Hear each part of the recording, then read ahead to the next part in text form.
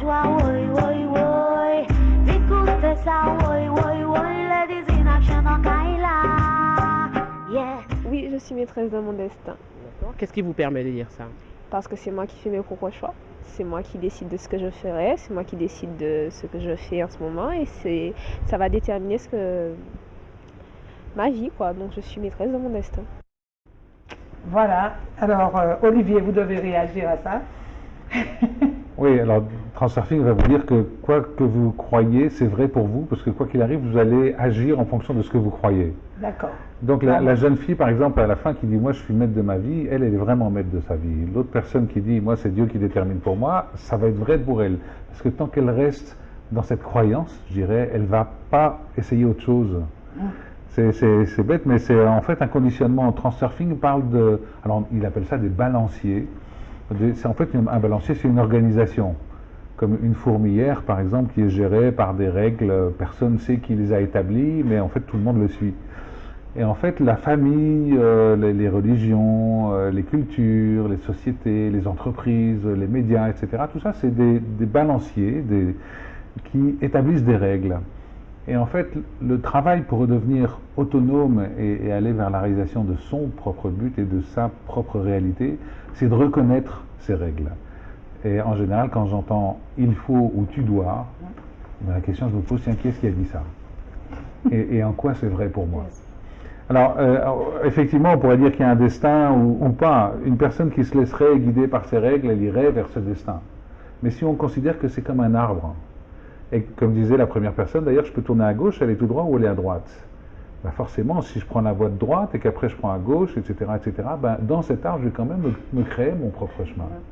Donc tout est relatif, hein, mais personnellement, pour moi, je suis persuadé d'être maître de mon destin. Par contre, je ne suis pas maître de certains imprévus qui peuvent me tomber dessus parce que je ne suis pas Dieu. Bien sûr. Et quand un imprévu me tombe dessus, je suis capable de dire comment je vais réagir, puisque c'est là qu'intervient mon libre arbitre. Est-ce que je l'accepte? Est-ce que je fais en fonction de ce qui m'est arrivé pour apporter la bonne réponse? Ou est-ce que je le subis? Est-ce que je résiste, etc. Et à ce moment-là, je vais tomber dans des peurs, des doutes et de la souffrance. Moi, personnellement, je préfère aller vers la première solution parce que je gagne beaucoup de temps. Hein, parce que si je rentre dans le doute, la souffrance, il y a toujours un moment où il va quand même falloir que je sorte de ça pour reconstruire. Mais que de temps perdu. Bien sûr.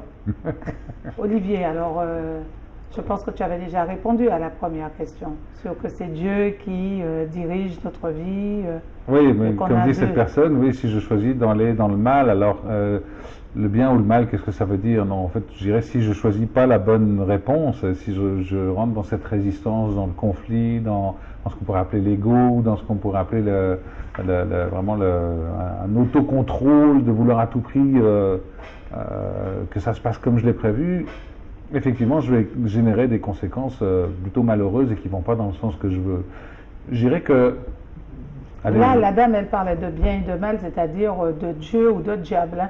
Oui. C'était ça hein, qu'elle voulait dire. Oui, alors où le on diable... choisit le diable ou on choisit Dieu. Alors, ça veut dire quoi le diable? Si on regarde au niveau de la sémantique, ça veut dire diabole, diaboliser. Diabole, c'est-à-dire je jette bol, hein, comme parabole, ou enfin le disco-bol, je jette à travers. Et donc, je jette à travers, c'est-à-dire je vais séparer. Donc, le diable sépare. Alors, c'est intéressant de faire le lien avec la physique, les neurosciences, parce que dans les neurosciences, on sait qu'on a une partie du cerveau qui est plutôt le mental, la petite voix qui veut toujours tout contrôler, tout planifier. Alors, c'est un parfait serviteur, mais il y a des moments où il va me dire « oui, t'es bête d'avoir fait comme ça, etc. etc. » C'est la petite voix qui va me casser, quoi, je dirais. Et puis, on a une autre partie du cerveau qui est beaucoup plus dans la sérénité, dans l'intuition, dans la créativité, qui s'appelle le préfrontal. Et un être humain aligné ou centré, on peut dire, c'est quand il y a les deux parties du cerveau, ces deux-là principalement, mais les deux autres aussi, il y en a 4 en tout, j'en parlerai dans les conférences, qui fonctionnent bien. C'est-à-dire quand le mental se met à l'écoute de cette intuition et de cette créativité. Et à ce moment-là, on pourrait dire qu'un être humain est aligné, il est complet, il est centré avec lui-même. Par contre, le diable, c'est quoi? C'est que tout d'un coup, il y a le mental qui dit non, non, moi je veux faire comme j'ai prévu, moi je veux plus t'écouter intuition, parce que c'est pas comme ça qu'on m'a appris, et puis si je fais ça, je vais être puni, etc., etc. Donc non, je ne t'écoute plus. Et là, on a ces deux parties qui se séparent. Et c'est là qu'effectivement, ça marche plus. D'accord. C'est là qu'on commence à ressentir, parce que le cerveau est bien foutu. Il va envoyer un signal au corps où dire attention, là ça va plus du tout, là, regarde, tu es en train de te recroqueviller complètement.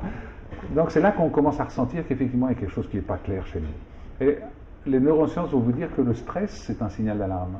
Quelqu'un qui est stressé, c'est un signal d'alarme pour lui dire attention, il y a une pensée qui n'est pas adaptée à la situation. Attends, mais tu sais que le stress, c'est la maladie du siècle, Mais c'est pas partout. une maladie. C'est pas une maladie. Ça devient une maladie quand on ne l'écoute pas. Ah, bon. Ça devient une maladie. Parce que si je suis stressé et que j'écoute pas et que je continue à faire ce qui ne va pas, forcément le stress continue. Et là, effectivement, c'est du poison que je m'injecte. Hein. C'est les D'accord. maladies, c'est les déprimes, et puis les relations avec mon entourage, et c'est tout un tas de... Là, on est vraiment dans la diabolisation de l'existence, je dirais. On se sépare de tout. D'accord. Alors que si j'écoute mon stress qui me dit attention, là, tu vas pas dans la bonne direction. Et que je me dis, ok, alors, ce serait quoi la bonne direction? Qu'est-ce que je suis là pour apprendre? En quoi ça va m'enrichir? Qu'est-ce que cette expérience, parce qu'on peut considérer la vie comme une expérience, va m'amener, qui va me permettre de progresser et aller plus vers qui j'ai vraiment envie d'être? À ce moment-là, je me réunis avec moi-même. Et là, je suis plus dans l'unité et en accord avec ce que les religions vont appeler la réalisation de soi, ou la sainteté, ou l'état de Bouddha, ou enfin voilà, il y a tout un tas de noms qui sont différents, mais on parle tous de la même chose. Et les neurosciences, c'est pour ça que j'adore cette liaison maintenant entre la science et puis la spiritualité. Les neurosciences vont vous dire, c'est quoi? C'est simplement qu'il y a deux parties du cerveau qui travaillent ensemble et qui sont d'accord. Et alors transurfing, c'est un autre terme, il parle d'esprit et d'âme. Mais pareil, il dit quand l'esprit et l'âme sont d'accord, à ce moment-là, l'être humain est aligné, quand il va vers son but, il va déclencher tout un tas de cadeaux, tout un tas de signes qui vont l'aider à avancer encore plus facilement vers son but. Alors, c'est quoi l'âme alors? Est-ce qu'elle existe? Alors, là, je vais réveiller tous les démons. Qui sait exactement qu'est-ce que c'est l'âme? Moi, je peux jamais vous dire ce que je ressens que c'est. Il faut dire que j'ai fait une expérience de mort imminente quand j'avais 4 ans. D'accord. Je suis tombé 2,50 m plus bas, la tête sur du béton. Je me suis vu en haut avec mes parents, mon grand-père qui m'avait déplacé. Voilà, donc j'ai la sensation de savoir ce qui reste après la mort. Et c'est ce qu'on pourrait appeler la conscience, c'est peut-être ce qu'on appelle l'âme. Alors est-ce que l'âme, c'est pas quelque chose on est des enfants de Dieu, hein, si on peut se parler en religion. Est-ce que c'est pas cette petite partie de Dieu qui est en nous et qui vient s'incarner ici sur Terre pour faire une expérience dans un corps humain? Et alors, ce que j'aime bien me dire, c'est qu'en fait, un bébé, quand il arrive, moi j'ai une petite fille de 6 ans, quand elle est née, 5 jours après, elle est arrivée à la maison, elle est revenue de la clinique, de l'hôpital, et on était dans le lit, elle m'a fait un sourire. Et pour moi, c'était, je suis content d'être avec toi, je suis content d'être dans ce monde, j'ai beaucoup d'émotions, même en y repensant.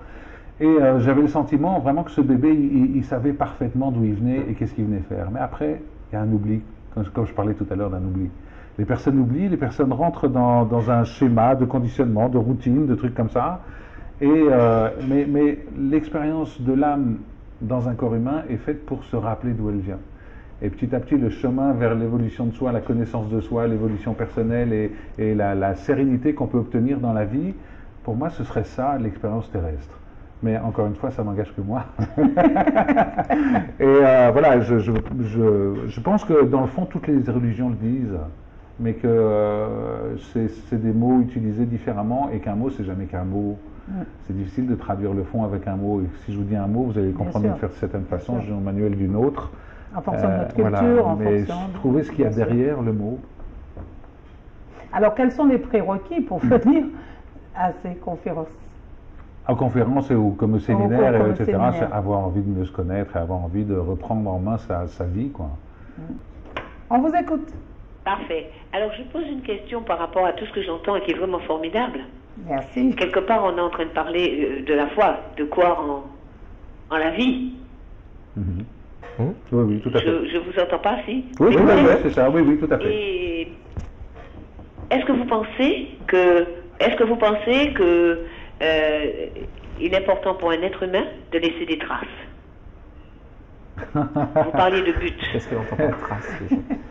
Et Ça peut être une raison d'être sur la Terre? Moi, c'est difficile de répondre à cette question. Chaque être humain est différent. Chaque être humain a une idée de ce qu'il a envie de laisser ou pas.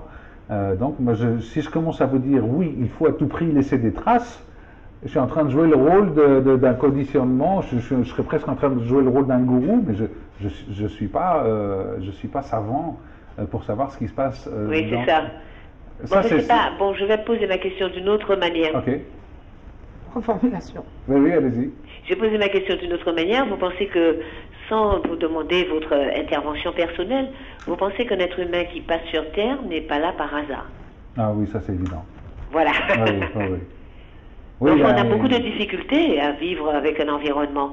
Quand on est un peu, comment dire, on va dire légèrement avancé dans ce domaine-là.